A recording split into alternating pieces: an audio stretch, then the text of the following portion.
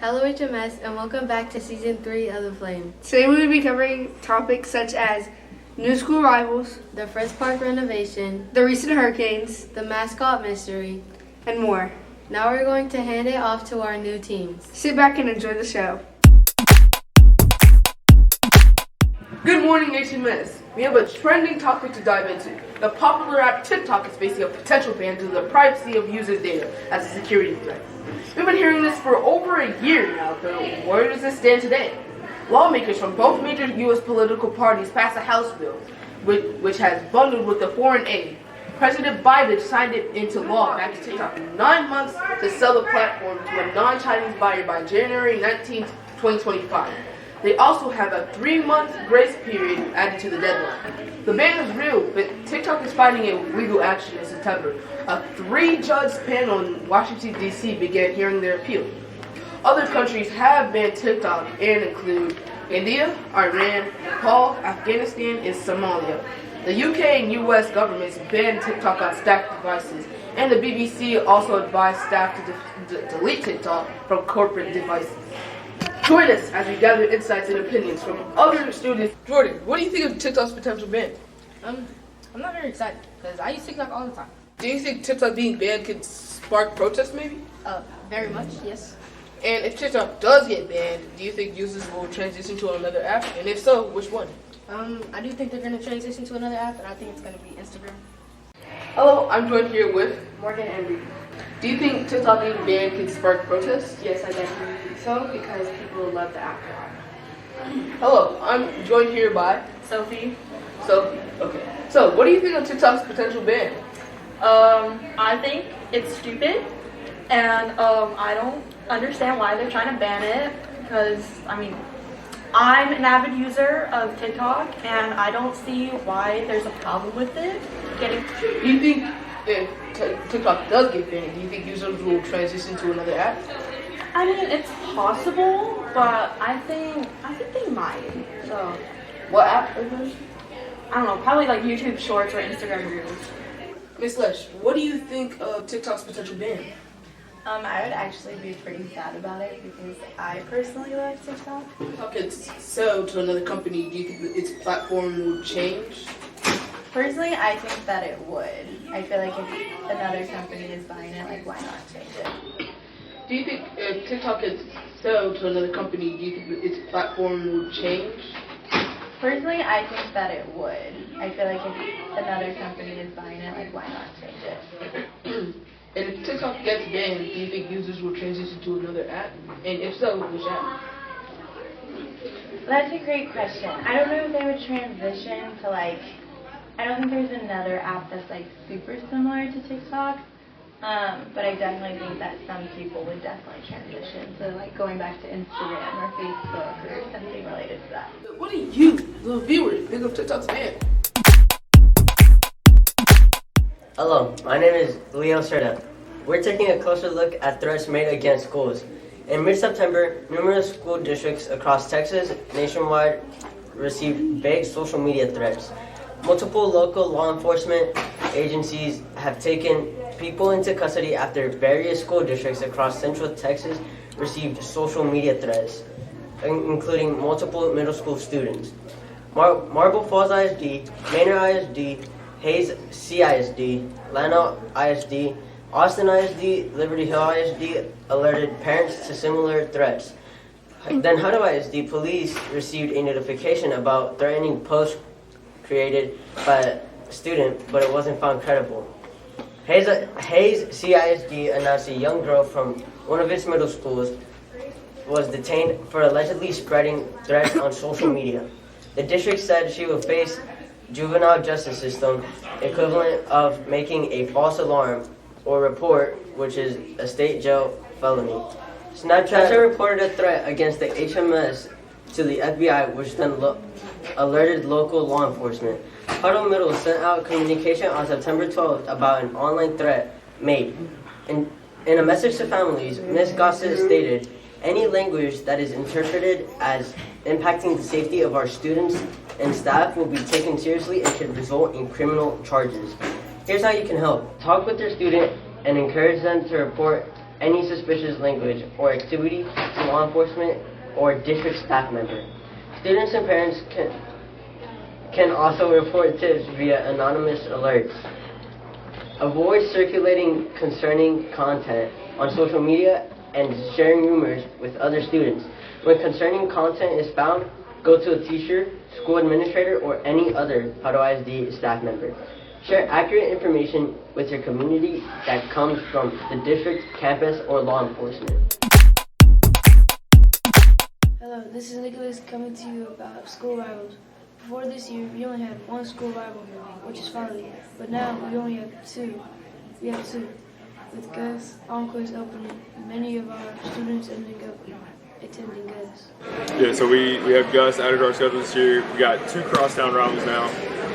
We split with them in football. 7th grade, 18 beat them. 8th grade, 18 lost by a couple points. So it's definitely made the season a little bit more interesting, giving us an opportunity to play somebody with a little bit more merit, a little bit more stake in the game, you could say. So it's made it exciting. Overall, it's made it more exciting. It's made the season a little bit more exciting. Definitely get up for those games. And what do you think about HMS? What do you guys think about it? We're having a good year, man. We've lost some students, which has been bad for sports, but good overall. Get to build some more positive relationships, get to know the students a little bit better. So overall, it's been a good year. I'm Coach Pete, and today we're going to ask Coach Pete a couple of questions. So we have a couple of school rivals, new school rivals this year, and including Gus and everybody like that. So what do you think this would change the school rival and dynamics? I feel like our kids will be more competitive, knowing that there's two new middle schools, and Gus has a lot of newer equipment. They have a nice school, turf field. I feel like there would be a lot more changes in our infrastructure around HMS. I feel like our kids would be more motivated to become the better out of middle school. And we have one more question. What would you say about HMS? I like HMS. I think our kids are really good. I think we're competitive. I think they come in, day out, and ready to compete at the next level. Inside the classroom, they're amazing, and I think that we have a great staff and just overall a great school. I think we're the best middle school in Idaho. All right, thank you, Coach Pete. You're welcome. Hello, my name is Madeline Gross. For the 6th grade, some might think that the mascot has been pep rallies, but 7th and 8th grade is no different. Why is the mascot, actually 2 mascots returned? Let's uncover the mystery. For the past 5 years, HMS has not had a mascot. The costumes have hung in the closet all that time.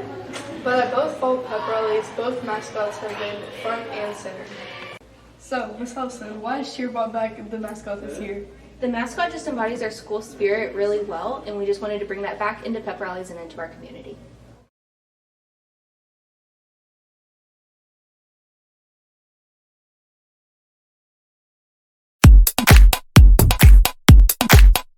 Theft in the locker room has become a problem. In the boys' locker room, clothing and equipment is disappearing. One student had his cleats and his helmet stolen. Meanwhile, in the girls' locker room, it is mostly shoes that are being stolen. Locker rooms, like restrooms, are rep areas, or a place that has a reasonable expectation of privacy, which is protected under the 4th Amendment of the Constitution, and cannot have cameras or monitoring systems.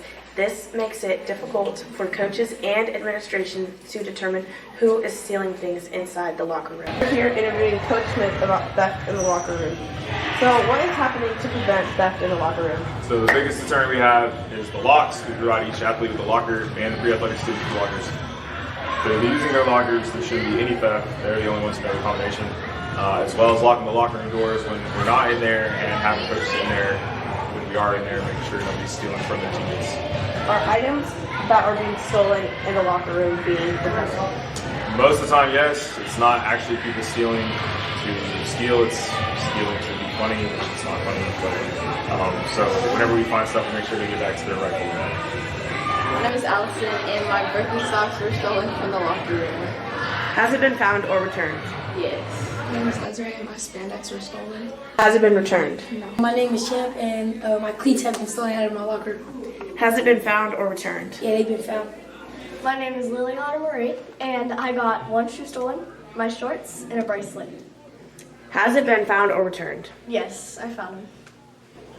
Of the few students we interviewed and spoke with on camera, 100% of students have had items stolen out of the locker room, and only 75% have had their items found or returned.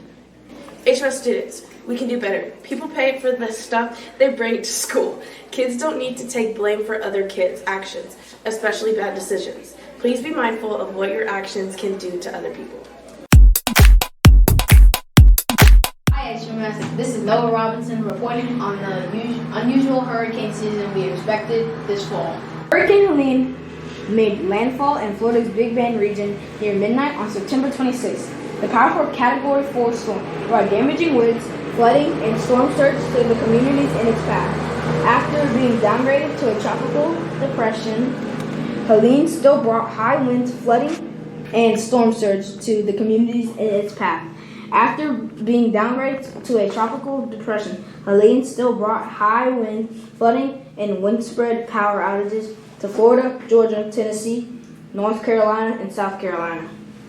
The NASA Disasters Response Coordination System activated and collaborated with FEMA, USGS, NOAA, the American Red Cross, and state emergency management agencies from Florida, Georgia, North Carolina, Virginia. Due to the significant flooding, power outages, and damages, communities across the southern U.S. were still recovering from the wide-reaching impacts of Hurricane Helene 2 weeks after it made landfall when Hurricane Milton swept across central Florida on October 9th. Tropical Storm Rafael strengthened in the Caribbean, with Cuba taking a hard hit, knocking out the nation's entire power grid before entering the Gulf of Mexico. Rafael didn't hit Jamaica or the Cayman Islands, the storm did cause flooding and landslides, knocking out power. Along the U.S. coast, it created life-threatening surf and rip currents. Although 5 hurricanes have made landfall on the U.S. Gulf Coast this year, Rafael was expected to be less intense than Hurricane Helene and Milton, as its strength was limited by Cuba's geographical unfavorable winds. Though tropical activity general decreases in November and landfalls in the U.S. are uncommon, storms can still develop. We have seen many changes in Hutto over the past few years. One of the new changes coming to Hutto is the Fritz Park renovation, which is currently on phase 2. This $11 million renovation is part of the city's park master plan. This $125 million voter-approved bond from 2018, in which $50 million was earmarked for parks and recreation. The City of Hutto applied for it and received $750,000 in grant funding from the Texas Parks and Wildlife Department. Improvements will include new restrooms, a pump track or skate park, small stage and lawn, a splash pad, a pond, a walking trail, a shaded barbecue area, sports courts upgrades, additional parking, and potential food truck parking. Design work also shows plans for a dog park, a pavilion, additional shading, and lighting. This renovation is supposed to be completed in September 2025 according to the city's documents. This renovation aims to make Fritz Park a more attractive space for residents to enjoy. We hope you enjoyed the show. Make sure you tune in for the next episode of The Flame. You can check us out on YouTube at The Flames HMS. Subscribe for more episodes. Also, you can check out additional news stories on the online newspaper The Blaze. Go to hmsblaze.wordpress.com to see what else is happening around our campus. Follow for new articles sent straight to your inbox. Thank you for watching.